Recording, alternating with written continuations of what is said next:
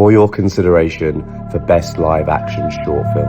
Hi everyone, my name is Franz Böhm. I'm the director of Rock, Paper, Scissors. This is Hayder, Rothschild, Hoozeer. Please enjoy a few excerpts from our amazing Q&A at the Culver Theater in LA.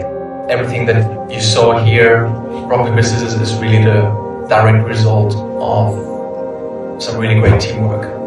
And it was, I think, very much defined by, for me, one of the most meaningful creative collaborations I've ever had, and that was with Ivan himself, with the main source of inspiration behind this film. The film project started by me asking about the scar he had on his leg, and then he told me the story. And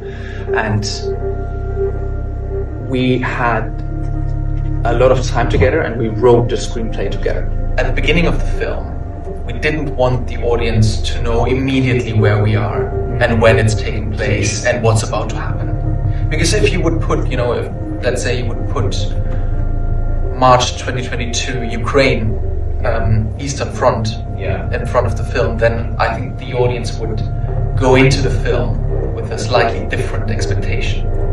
And we wanted this to be an everyday scenario, because for Ivan it was, and for the people inside the field hospital / bunker it was.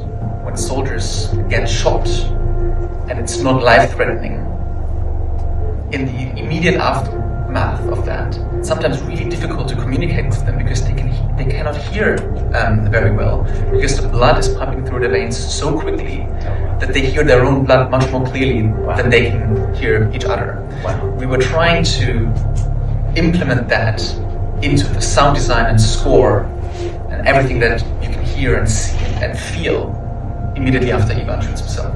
We work quite closely with the Ministry of Culture in Ukraine to be able to bring over Alexander Rudinsky, who's the lead actor, amongst some of the other cast members who are still residing in Ukraine today. So to be able to bring them out was very, very difficult because they've got martial law over there. So if you're fit, fighting age, you're expected to serve in your country's military.